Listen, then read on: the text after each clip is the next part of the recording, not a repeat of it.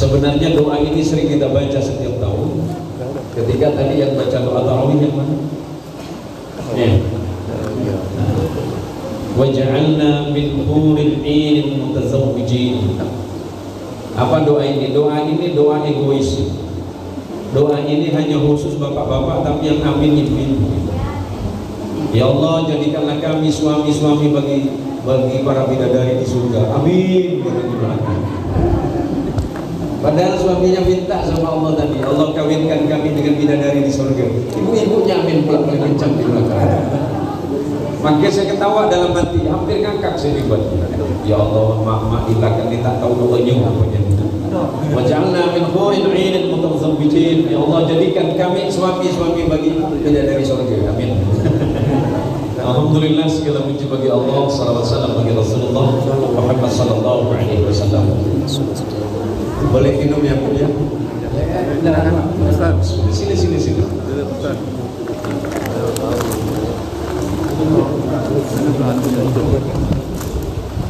Sebelum tadi saya memimpin salat tarawih, makanya saya tanya sama Mas Iwan, Kang Iwan. Kang Iwan biasa kalau sholat di sini berapa tarawihnya?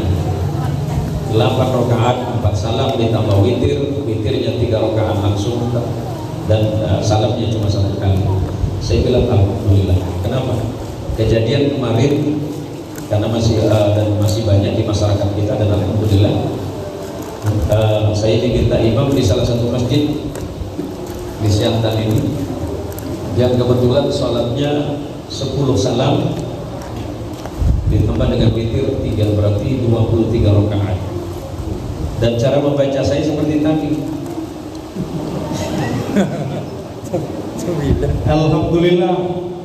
Alhamdulillah menjelang jam 9 baru selesai. Dan besoknya kemudian jamaah WA saya, Pak Ustadz, terima kasih Pak Ustadz sudah mimpin kami sholat tarawih tadi malam.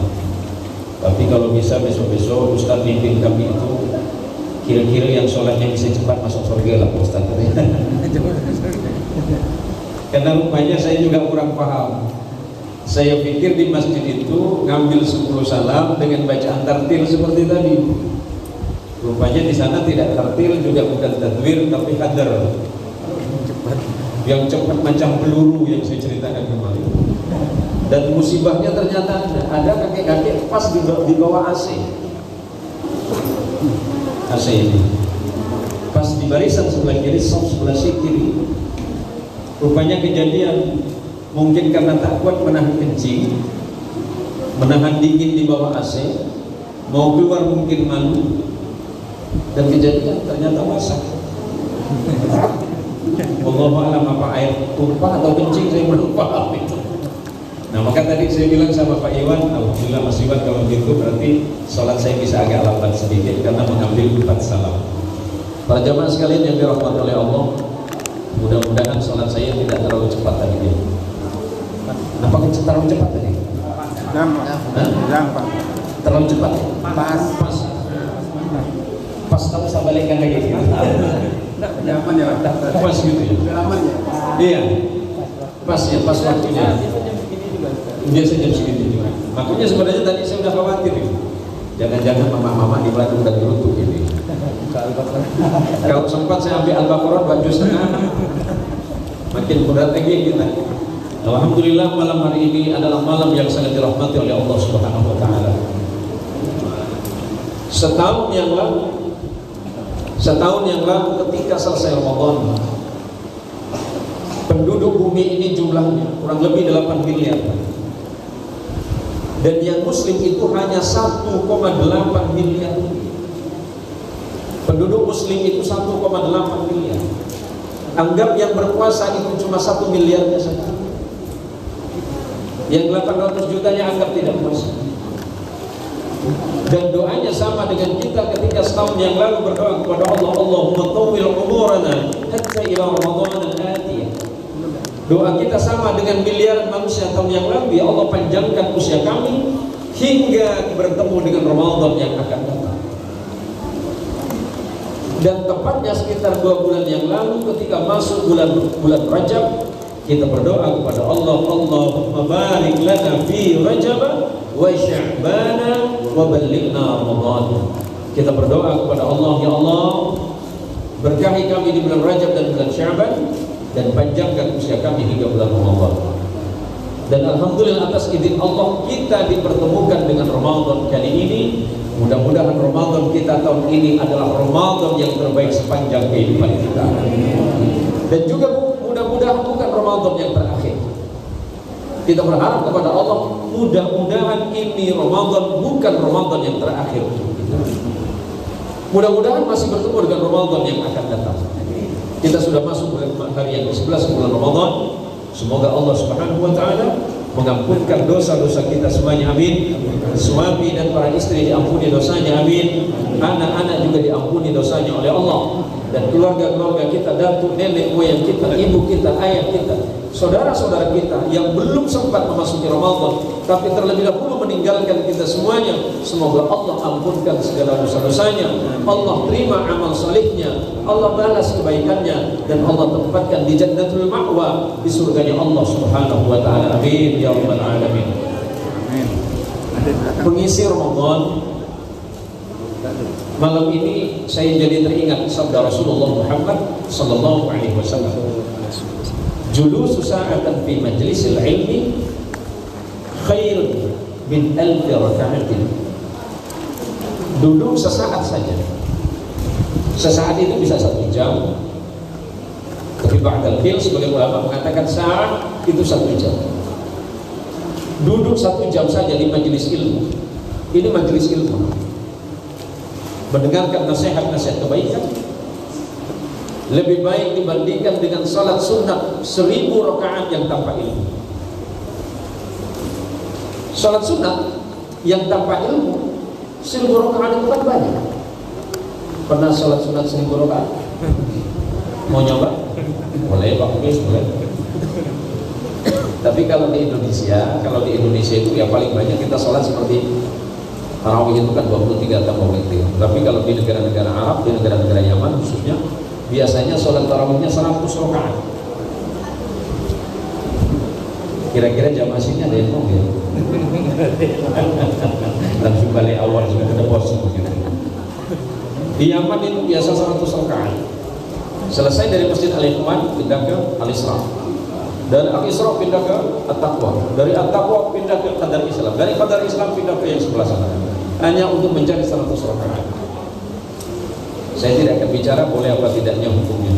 Tetapi yang jelas itu yang dilakukan oleh ulama-ulama besar yang ada di Yaman, di Tarim, di Hadramaut, di Hudaidah, kemudian di Hong Kong dan sekitarnya. Tetapi yang mau saya sampaikan malam hari ini, bahwa Nabi Muhammad SAW mengingatkan, ma min muslim yasumu yawman fi sabilillah. Tidaklah seseorang yang berpuasa 1 hari saja di jalan Allah, 1 hari saja puasa, illa ba'adallahu bidzalika al-yawm, melainkan Allah kelak di hari kiamat akan menjauhkan dirinya minan nari, dari siksa api neraka, 70 kharifan, dengan jarak 70.000 tahun perjalanan kaki. 70 tahun perjalanan kaki, 70 kharifan, 70 tahun perjalanan kaki. Kalau kira-kira jalan kaki 70 tahun sampai di mana ya?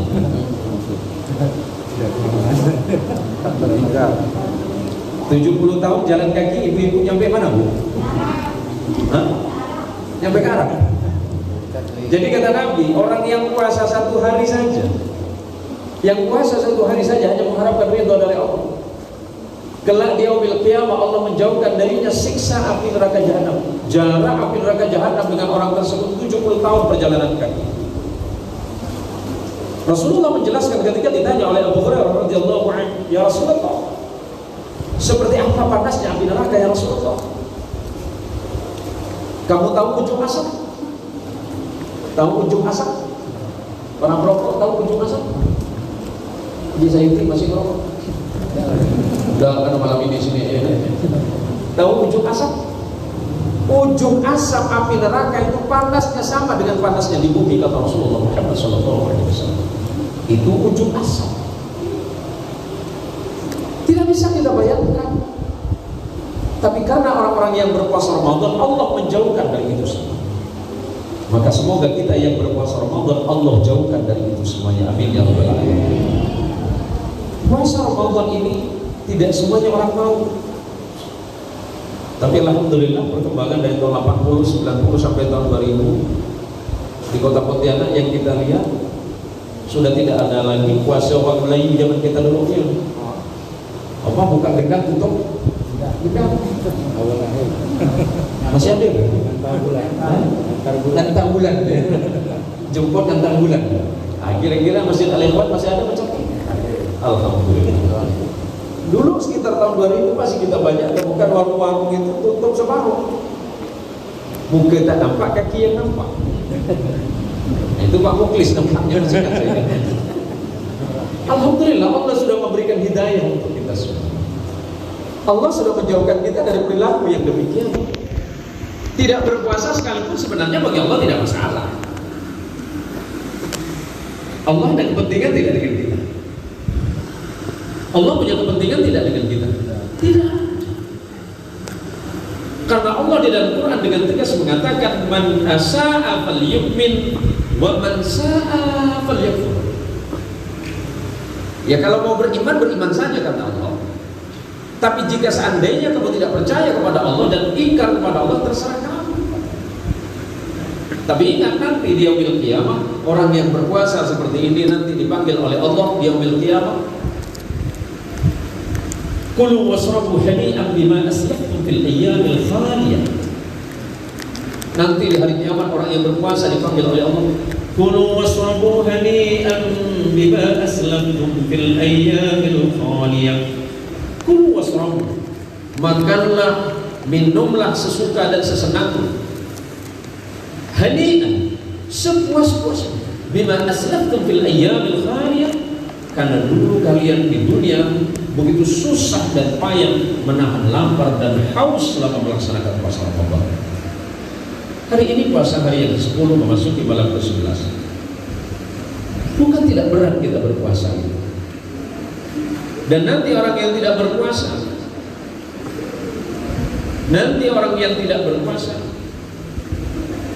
juga dipanggil oleh Allah. Ihsya'u fiha wa la tukallimun. Orang yang tidak berpuasa juga sama dipanggil oleh Allah, tapi panggilan Allah tidak ihsya'u fiha wa la tukallimun. Rasakan apa yang pernah kalian ingkari.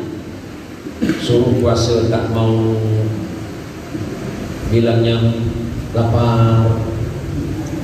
Emang ada puasa tak lapar? Atau ibu-ibu puasa tak lapar? Lapar. Ada puasa yang gak haus Pak? Haus semua. Berapa jam kita? Berapa jam kita? 14. Kita puasa berapa jam? 14. 13 sampai 14 jam. Kita masih enak di sini. Indonesia ini pertengahan waktu. 13 sampai 14 jam. Kalau kami dulu pernah sekolah di luar, musim dingin, kami puasa 17 jam 25 menit. Biru pas badan kami. Musim dingin, puasa kami panjang 17 jam 25 menit. Nah, kalau musim panas agak mending. Musim panas agak mending berapa? 16 jam ya. Mendingnya cuma 16 jam. Sudah musim dingin, puasa lagi 17 jam 25 menit. Indonesia masih nyaman. Waktu Indonesia itu rata-rata 13 sampai 14 jam. Tapi waktu Siantan puasanya cuma 6 jam.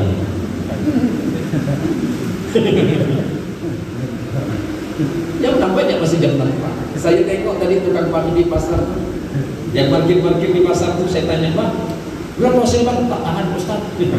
Saya jawab, aku pun tak tahan nengok.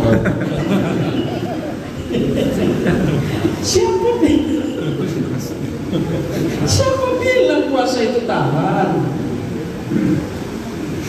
Puasa itu bukan membunuh hawa nafsu, tetapi menahan hawa nafsu. Kalau puasa membunuh hawa nafsu, masalah bagi bapak-bapak. Habis lebaran lemah semua badan. Kenapa Belah Pak Faisal tak ada gaya lah. Nafsu aku bunuh dah. Jangan dibunuh Pak Faisal. Dikendalikan. Dikendalikan saja. Atau mau dibunuh nafsunya?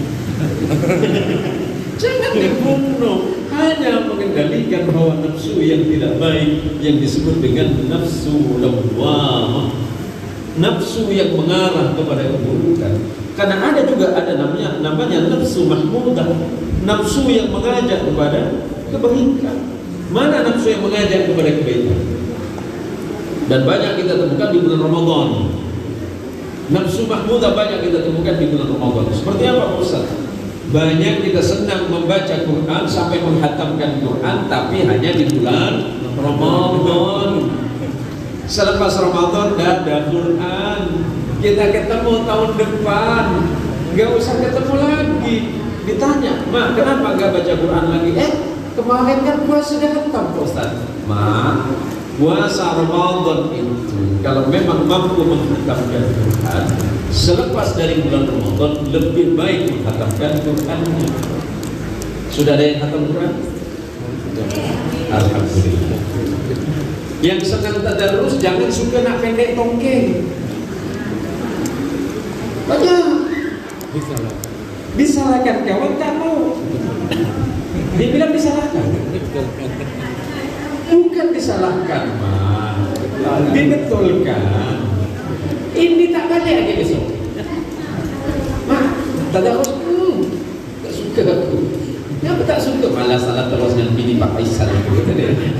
Bukan disalahkan, Mak. Betulkan. Maka makna tadarus itu tadris. Tadarus itu bermakna belajar.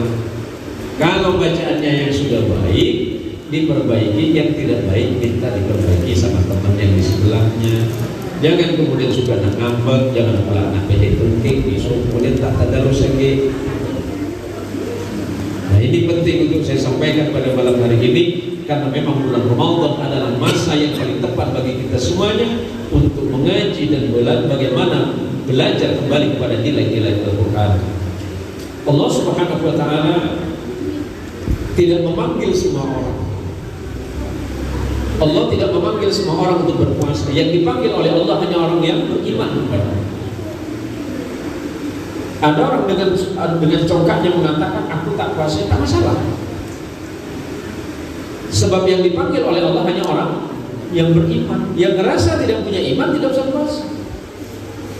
Berarti orang yang berpuasa adalah orang yang beriman. Yang tidak berpuasa berarti orang tidak beriman. Itu kan kata Allah. Allah mengingatkan, Allah memanggil kita, ya ayyuhalladzina amanu kutiba alaikumus shiyam. Wahai orang-orang yang beriman, diwajibkan atas kalian semuanya berpuasa. Mafhum mukhalafahnya, pengertian terbaliknya adalah orang yang tidak beriman tidak mesti puasa. Berarti tidak puasa itu adalah orang tidak beriman. Tapi besok jangan nak malu-malukan kawan. Kata Ustaz tadi malam yang tak puasa tak punya iman, jangan begitu. Al-Quran yang mengatakan kalau berpuasa berarti orang beriman, karena yang dipanggil oleh Allah berpuasa adalah orang beriman. Yang tidak berpuasa menunjukkan dirinya tidak beriman. Selesai terus. Tetapi bagi kita yang sedang berpuasa, mari kita jaga. Menjaga perut dari rasa lapar dan haus itu mudah. Tetapi jangan sampai kemudian selepas kita berbuka puasa, kemudian keburukan-keburukan itu datang lagi. Jangan sampai kita lapar itu hanya 14 jam. Selepas berpuasa kemudian kita kekenyangan. Golek-golek beli itu pada masyarakat. Pak, tadarus apa namanya lah? Apalah yang punya puasa lepo pada tu. Apa lepo? Alek toy. Jangan kemudian kita ini memaksa itu. Maka Rasulullah Sallallahu Alaihi Wasallam mengingatkan kita ini semuanya bakal mendapat kesenangan. Ada dua kesenangan bagi orang yang berpuasa, kata Rasulullah. Lis-shaimi farhatani, bagi orang yang berpuasa pasti akan mendapat dua kebahagiaan. Yang pertama, Farhatun indal iftar. Orang yang berpuasa itu pasti sangat merasa senang ketika beduk itu datang. Nah ini kalau udah jam 10 lilit, jam 11 perih, jam 14 habis sholat tidur, jam 5 itulah pertarungan sebenarnya.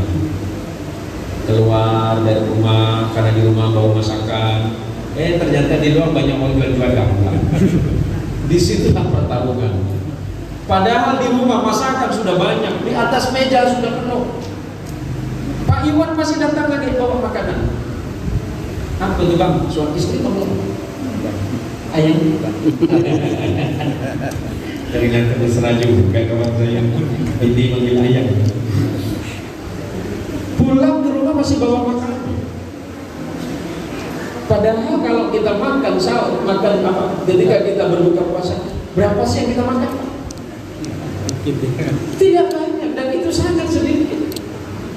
Paling habis minum air yang manis, minum yang manis-manis atau makan buah kurma. Sebagaimana disunnahkan Rasulullah SAW. Sunnahnya kan cuma 3 biji. Atau makna ganjil bisa 5, bisa 7. Kok gitu tak cukup? Sampai yang 21 ya Ustaz. Korma itu yang sunnah memang ganjil, tapi 3 yang dimaksud Nabi. Kita nambah 5 apaan? Lama-lama 7, ujung-ujung 21. Minum seteguk sudah selesai. Karena kata Nabi, "Lis-shaimi farhatani", orang yang berpuasa pasti mendapatkan 2 kenikmatan yang sangat membahagiakan. Yang membahagiakan ketika berdoa, Allahu Akbar, Allahu Akbar, bukan gitu. Tak duli kan anak sopan, apa sopan jago? Bapak nak minum nih, bapak awas. Yang kedua kata Nabi, wa farhatun 'inda liqa'i rabbih, dan kebahagiaan ketika kelak kita menghadap kepada Allah Subhanahu wa taala, masuk ke dalam surganya Allah bersama orang-orang yang berpuasa. Karena nanti orang yang puasa Ramadan bakal masuk pintu khusus. Pintu apa namanya? Pintu surga itu namanya pintu Ar-Rayyan. Dan itu hanya dikhususkan bagi orang yang berpuasa Ramadan. Ketika pintu Ar-Rayyan itu sudah terbuka, maka Pak Faisal dipersilakan masuk. Saudara Faisal, jamaah Masjid Al-Ikhwan, silakan masuk. Anda sudah dapat nomor antrian di pintu Ar-Rayyan. Masuk. Ditegur sama malaikat. Saudara siapa? Faisal. Muhammad Faisal. Ahmad Faisal. Pernah puasa? Pernah malaikat. Oh sebentar, saya lihat catatan. Oh iya. Pernah puasa. Tapi tunggu dulu. Ini puasanya kurang bagus nih Pak.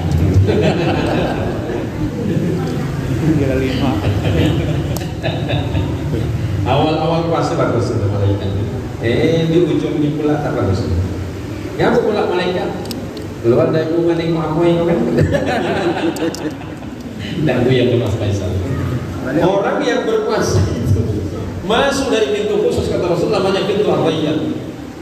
Dan ketika orang yang selesai masuk pintu Ar-Rayyan, seluruh orang yang berpuasa sudah masuk pintu Ar-Rayyan, kemudian Allah tutup pintu ini karena Allah tidak memperkenankan siapapun masuk pada pintu Ar-Rayyan kecuali dia pernah berpuasa Ramadan. Maka keistimewaan bagi orang-orang yang sedang berpuasa dijelaskan dalam beberapa hadis sahih bahwa saking Allah mencintai orang-orang yang berpuasa Ramadan, maka kemudian Allah menyampaikan dalam hadis qudsi, as-shaumu li wa ana ajzi bih. Puasa itu hanya untuk kata Allah, wa ana ajzi bih, dan biar aku saja yang akan membalas pahala bagi orang yang berpuasa Ramadan. Karena tidak sedikit di antara orang-orang yang berpuasa Ramadan tapi tidak mampu menjaga puasanya. Laikam min sha'imin laisa lahu min siyamihi illa al-ju'i wal 'atas. Berapa banyak di antara orang yang berpuasa Ramadan tetapi mereka tidak mampu menjaga puasanya. Mereka hanya sekedar lapar dan haus semata. Kenapa? Karena mereka tidak mampu menjaga pikirannya, tidak mampu menjaga pandangan matanya, tidak mampu menjaga pendengaran telinganya, tidak mampu menjaga lidahnya, tidak mampu menjaga kakinya, tidak mampu menjaga tangannya, bahkan dia tidak mampu menjaga hatinya. hati. Kabar gembiranya ada, tapi kabar tidak baiknya. Kabar tidak baiknya apa? Kalau sampai kita berpuasa tapi tidak mampu menjaga semuanya, maka ulama mengkategorikan puasa itu tiga tingkatan. Yang pertama, shaumul awam, puasanya orang awam. Seperti apa puasanya orang awam? Hanya menahan lapar, haus 14 jam, bangun subuh, sahur, habis sahur sholat subuh, tidur jam 12, bangun sholat zuhur, tidur lagi, tambah lagi, kemudian sholat asar, tidur lagi, ketemu maghrib. Bagus, nggak ketemu ujian, setan bingung. Kemana yang ngaku? Tak ada orang, tidur semua, pahala. Maka kemudian ada yang mengatakan, apakah hadis ini tergolong kepada hadis sahih? Tidak. Hadis ini dhaif. Sebagian mengatakan hadis maudhu', tetapi sebagian besar yang mengatakan hadis ini dhaif. Bahwa orang yang berpuasa kemudian tidur dalam puasanya, apakah dia berpahala dalam tidurnya? Kalau khawatir, kalau bangun malah kemudian menambah maksiat kepada Allah, maka tidur itu baik, tetapi bukan lebih baik. Jangan mengatakan lebih baik aku tidur. Kita bisa ambil Quran, kita bisa melakukan amalia-amalia yang lain, bisa sholat sunnah, bisa berzikir, bisa membaca Quran.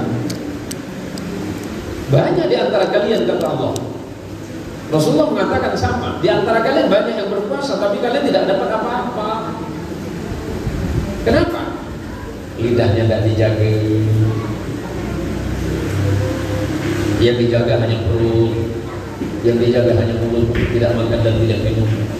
Tapi lidahnya tidak dijaga untuk membicarakan keburukan. Hati-hati, Pak. Ini udah masuk tanggal 11 nih. Penyakitnya orang siantan itu tanggal 20. Penyakitnya orang siantan tanggal 20. Tanggal 20 masjid kita tinggal berapa bulan? Selalu ada kemajuan. Sopnya maju ke depan. Tidak apa-apa, tapi kebanyakan tarawihnya di seberang. Tarawihnya sama dengan bini saya. Cari masjid paling tinggi di Pontianak. Rupanya masjid di Mega Mall. Itu tanggal 20. Hati. Jaga pendengarannya dari maksiat.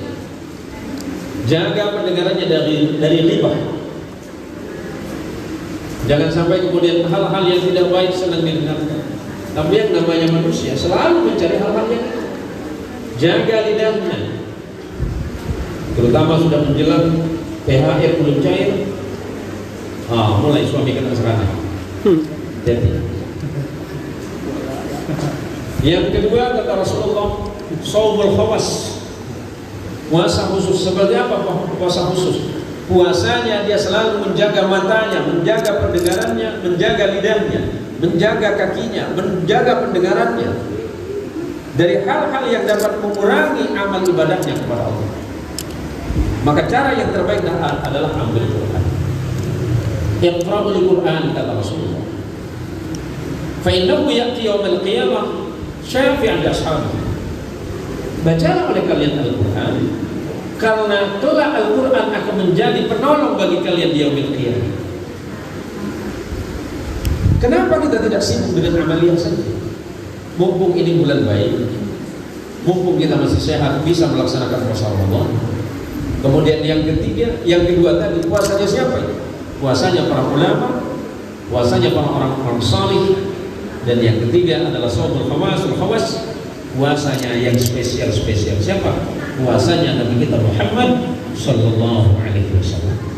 Walaupun kita tidak termasuk kepada golongan puasa shaumul khawas, puasa yang super spesial tadi, minimal kita berada di posisi puasa yang kedua, yaitu shaumul khawas, puasa yang spesial, puasa yang tidak saja hanya sekedar lapar dan haus, tetapi banyak melakukan amalia dan ibadah-ibadah yang menambah nilai keberkahan selama bulan puasa Ramadan. Kurang berapa menit lagi waktu saya? Jangan lama-lama, kolak saya masih banyak di rumah.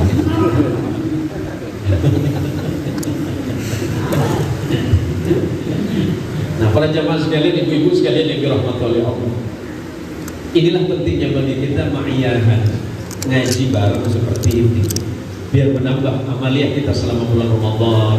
Jangan sampai puasa kita selama bulan Ramadan hanya seperti itu dari waktu ke waktu. Sudah berapa puluh Ramadan kita alami? Saya tahun ini 50 tahun. Kalau saya berpuasa pada usia 10 tahun, berarti sudah 40 Ramadan saya ketemu. Kalau Kang Iwan lebih kurang saya. Jangan anggap lebih mudah dari saya. Kurang.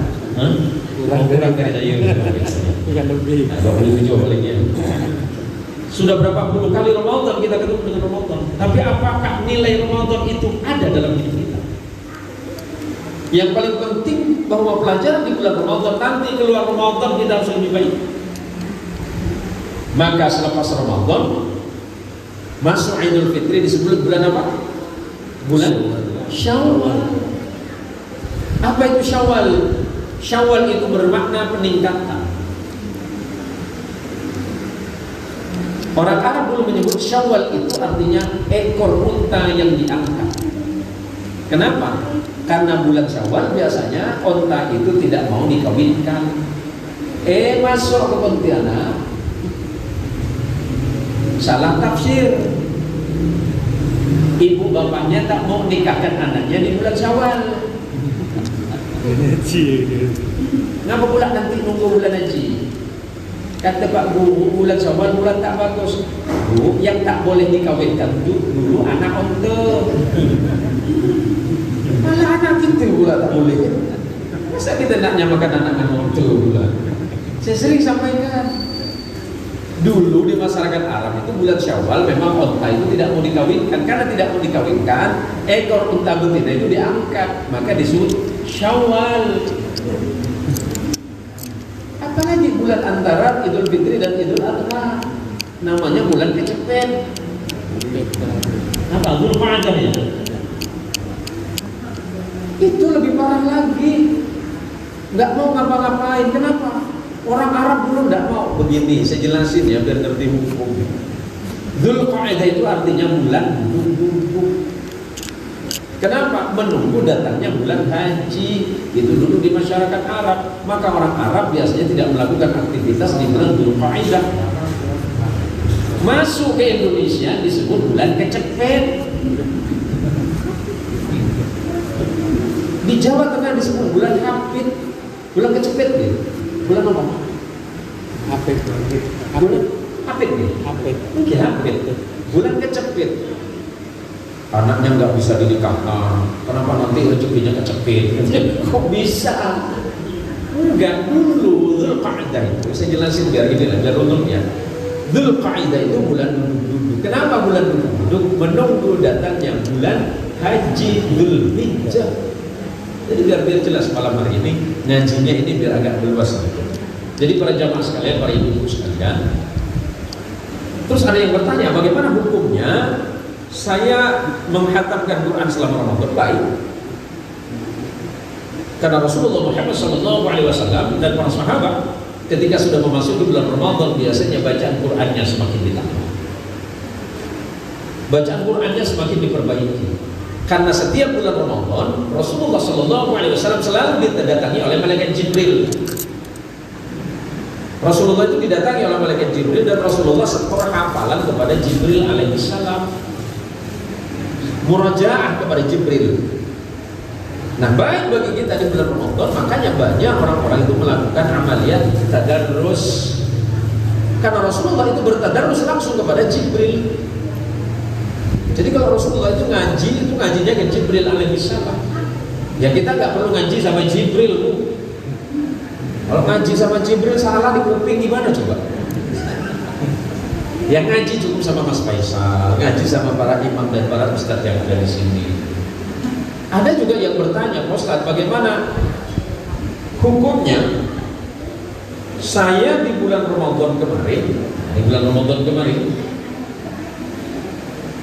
bagi ibu-ibu ya, bolehkah saya meminum? Karena tahun kemarin ada beberapa puasa yang bolong karena perempuan ya. Terus bolehkah tahun ini saya meminum obat penahan? Ada obat penahan itu ya? Hah? Memang Mas Faisal belum pernah coba?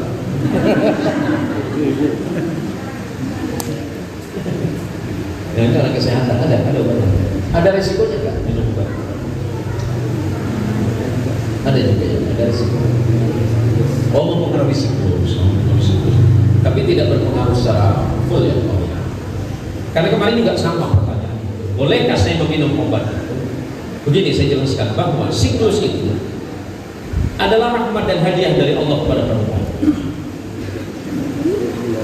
Dan tidak perlu dihindari sebenarnya. Karena itu hadiah dari Allah. Hadiah dari Allah yang memang harus dinikmati. Tetapi ingat, bagi perempuan yang punya halangan tidak berpuasa, dibenarkan secara hukum syariah untuk tidak berpuasa. Tinggal nanti diqadha, diganti selepas bulan Ramadan. Tapi bagaimana seandainya saya memakai itu? Kalau tidak ada mudarat, kalau ada mudarat, misalnya ibu-ibu minum obat itu dan kemudian menimbulkan mudarat besar, maka harus dihindari. Tapi kalau tidak ada mudarat, ya itu pilihan. Karena kalau ada mudarat, bahwa tarkul idhar, meninggalkan kemudaratan,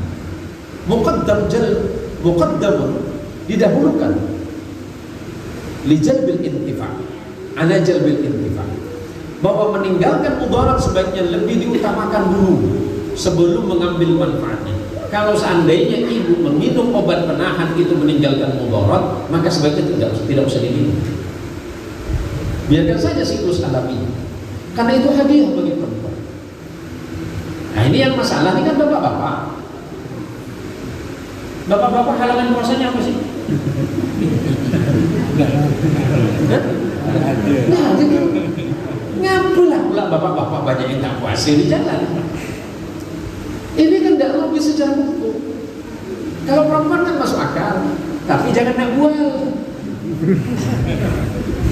buat bulangan lagi. Masa ada orang sampai 1 bulan? Ada 1 bulan kan? Nah itu bahaya macam itu. Hati-hati. Kalau memang datang ya nikmati. Kalau memang seandainya memaksakan diri untuk berpuasa, ya puasa saja. Dengan cara meminum itu selagi tidak menimbulkan mudarat. Ada lagi orang bertanya, Pak Ustaz, saya kemarin sengaja tidak berpuasa. Saya tidak ada uzur. Pertama yang diperkenankan kalau menurut Quran itu 2, yang lainnya baru menyusul. Man kana maridan aw ada safarin fa'iddatun min ayyamin ukhra. Yang boleh meninggalkan puasa itu orang sakit. Tapi bukan sakit demam. Cuma sakit demam, pilek. Nah, tak puasa pilek, Ustaz. Kamu pula tak puasa sakit gigi, Ustaz. Nah, kebanyakan makan kolak orang lain. Atau orang yang bepergian. Orang bepergian itu kemana? Yang memungkinkan kalau bepergian itu mengkhawatirkan. Kalau bepergian hari ini dari Pontianak Jakarta, pakai pesawat berapa jam sih? 1 jam 15 menit. Yang dimaksud oleh Islam itu dulu, orang-orang yang bepergian itu di tengah terik matahari, ya. Kalau sekarang kita bepergian dari Pontianak Singkawang tak pasir pula. Pontianak Singkawang itu dekat hanya 170 iya. 145 km. Dan itu dekat. Rekreasi lagi. Pakai AC mobilnya. Ditanya, kamu tak puasa, Pak? Kami musafir, Ustaz. Dengarkan dulu, Pak. Musafir itu ada ukurannya. Musafir itu ada hal-hal yang menghalangi. Kalau dari Pontianak bermusafir ke Jakarta untuk bermaksiat, tidak dikategorikan musafir. Dari Pontianak ke Jakarta hanya untuk bermaksiat itu bukan musafir. Tapi tujuannya untuk bermaksiat itu tidak dikategorikan musafir. Kenapa disebut musafir? Karena nanti ada hukum-hukum yang melatar belakangi boleh kemudian dia menjamak dan mengqashar sholatnya, atau boleh dia meninggalkan puasa Ramadan. Kalau hanya jalan-jalan ke Singkawang, pakai mobil, pakai AC, Jangan pula tak mau puasa. Atau ibu-ibu hanya jalan-jalan bulan puasa di pasar tengah tak mau puasa. Karena saya banyak tengok di pasar kemarin. Kalau alasannya dia, saya kan perempuan ada halangan, jangan nak buat orang. Boleh kamu tidak berpuasa, tapi jangan makan di depan orang. Bukan apa? Karena menimbulkan fitnah bagi orang lain. Ini penting. Nah, kenapa ini perlu saya sampaikan? Karena banyak sekali sekarang orang-orang selalu punya alasan untuk tidak berpuasa. Nah, mudah-mudahan para jamaah Masjid Al-Ikhwan senantiasa diberikan kekuatan iman dan Islam oleh Allah Subhanahu wa taala dan senantiasa mampu melaksanakan puasa Ramadan, kemudian menyempurnakannya dengan tarawih, menyempurnakan dengan witir, dengan qiyamul lail, dengan tadarrus, dan perbanyaklah baca Al-Qur'an dan bersedekah. Ibu-ibu sekalian yang mau bertadarrus silakan, karena memang waktu kita saya mau akhiri.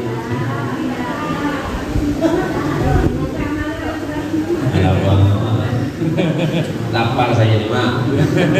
Saya cuma makan robot 3 aja. 3 kotak. Bukan 3 biji, 3 kotak. Nah, ini ibu-ibu sekalian, bahwa memang bulan puasa Ramadan adalah bulan yang Allah khususkan bagi kita agar kita sehat. Kenapa? Kenapa puasa itu sehat? Kata Nabi, sumu tasihu. Nah, ini nanti perincian secara ilmu kesehatan, secara medis, nanti Mas Iwan yang akan menyampaikan kalau pertanyaan semuanya. Tapi yang jelas kata Nabi, berpuasalah kalian karena kalian akan sehat. Sumu tasihu, berpuasalah kalian maka akan sehat.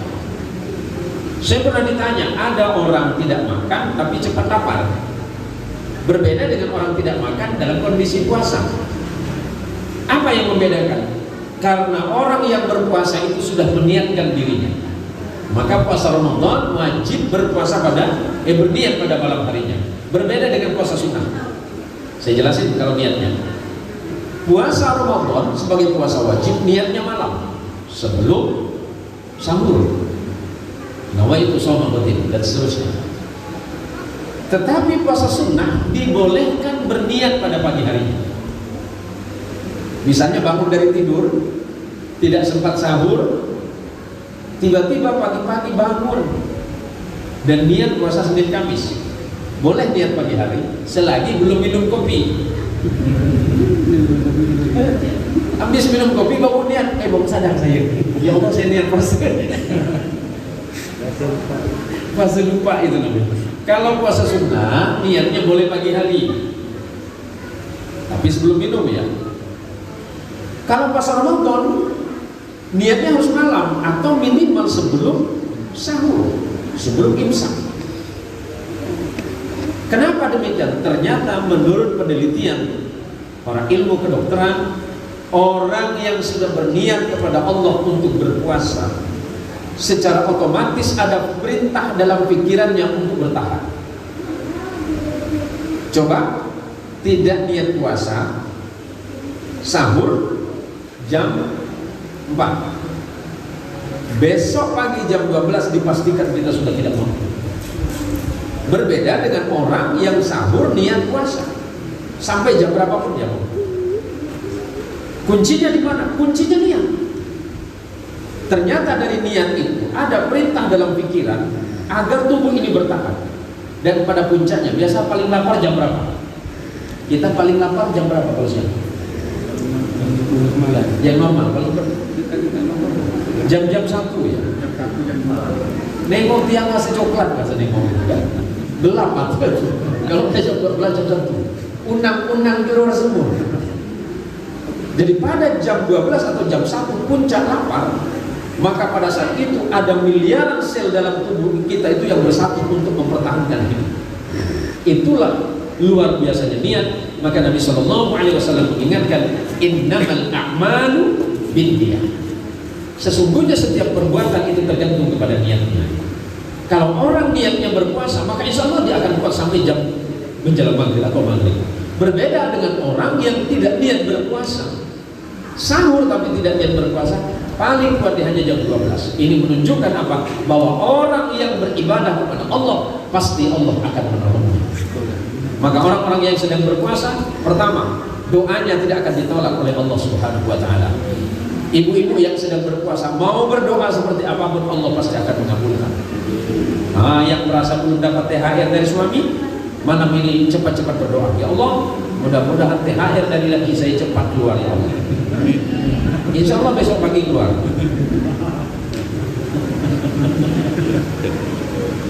Nah, ini yang paling terakhir sebelum saya tutup. Jangan sampai amalan dan ibadah kita ditukar dengan makanan, minuman, dan pakaian-pakaian baru.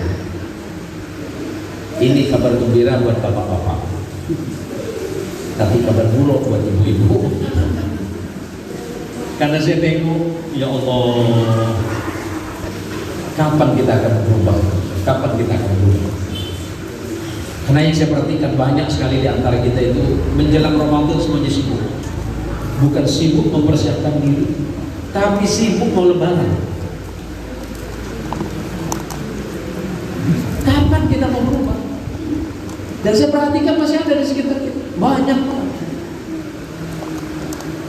Yang dicari sekarang apa kalau ke pasar? Yang dicari sekarang ibu-ibu kalau ke pasar apa? Kerudung. Ya?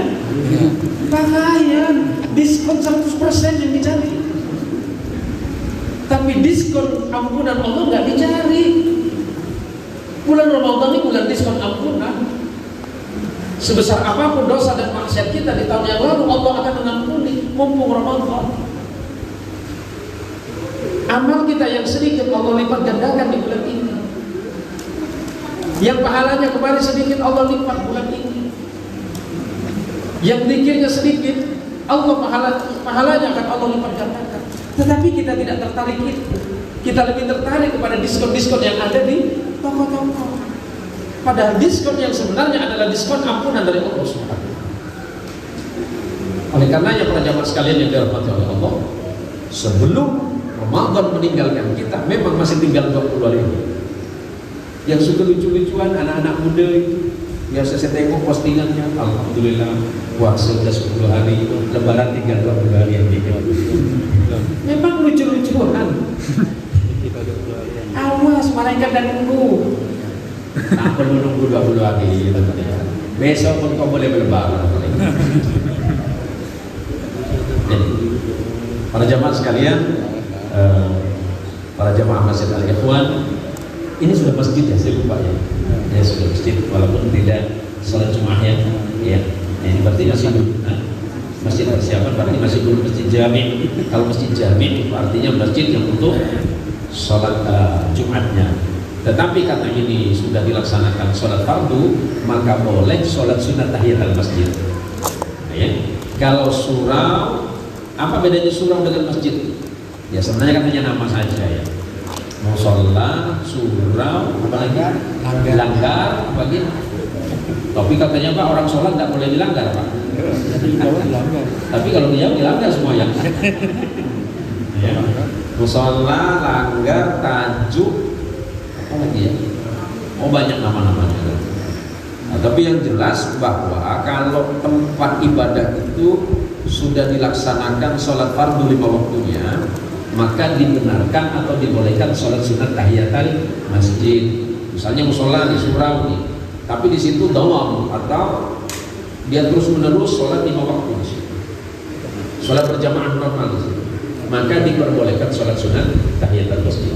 Yang tidak boleh itu hanya sholat Jumatnya saja. Seperti itu. Mudah-mudahan Masjid Al-Ikhwan kedepannya semakin lebih baik oleh Allah Subhanahu wa taala. Persatuan kita dan kekompakan kita para jamaah semakin diperbaiki oleh Allah Subhanahu wa taala. Mari jadikan masjid ini bukan hanya sekedar sarana bagi kita untuk sholat 45 waktu, tetapi jadikan tempat ini sebagai pusat ilmu, pusat pengetahuan. Dan kalau memang ada pusat musyawarah untuk kebaikan umat, boleh dilakukan di masjid, selagi di masjid itu tidak membicarakan bisnis. Nah, kalau ngomong bisnis tak boleh dalam masjid. Ya, misalnya cerita bisnis dalam masjid itu sebaiknya jangan di dalam masjidnya, di luar saja. Yang paling terakhir buat bapak-bapak yang merokok, hindari merokok dalam masjid. Ya, kenapa? Pertama makruh. rokok itu makruh? Saya tidak berani mengharapkan karena fatwa ulama di Indonesia dan beberapa negara mengatakan makruh. Tetapi yang harus hati-hati adalah jangan sampai merokok dalam masjid. Kalau mau merokok dipersilakan di masjid. Kenapa? Yang paling penting saya jelasin. Bahkan kotoran makanan yang dari mulut, ini misalnya lagi sholat ya bapak-bapak ya, ada yang mau jatuh dari mulut, bekas makanan, tapi bukan jengkol punya.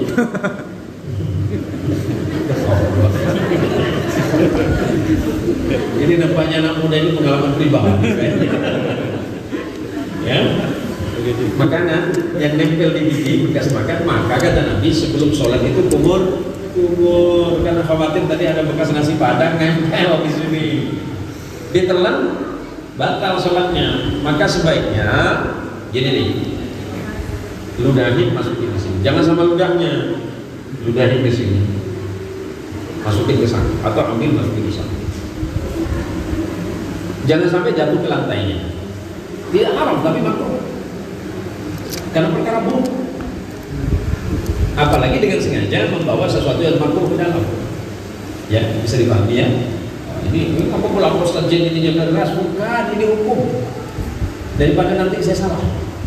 Jadi kalau ada bekas makanan yang khawatir masuk ke mulut nanti malah membatalkan sholatnya. Apalagi ada sisa rendang gitu ya. Nah, sholatnya ada sisa rendang, sayang belakang. Ambil simpan di sini, makruh. Sebab kalau ditelan batal. Kalau jatuh makruh, maka ambil masuk. Bisa paham? Ini saja yang dapat saya sampaikan, dan insya Allah nanti tanggal berapa saya? Subuhnya ya, 17 Ramadan subuh, insya Allah kita bisa ketemu. Mudah-mudahan kita senantiasa diberikan kesehatan zahir dan batin oleh Allah Subhanahu wa taala. Puasa kita semuanya diterima oleh Allah, tarawih kita diterima oleh Allah, witir kita diterima oleh Allah, qiyamul lail dan kemudian tilawatul Quran kita diterima oleh Allah Subhanahu wa taala. Alhamdulillahirabbil alamin. Alhamdulillahirabbil alamin wassalatu wassalamu ala asrafil anbiya'i wal mursalin sayyidina Maulana Muhammad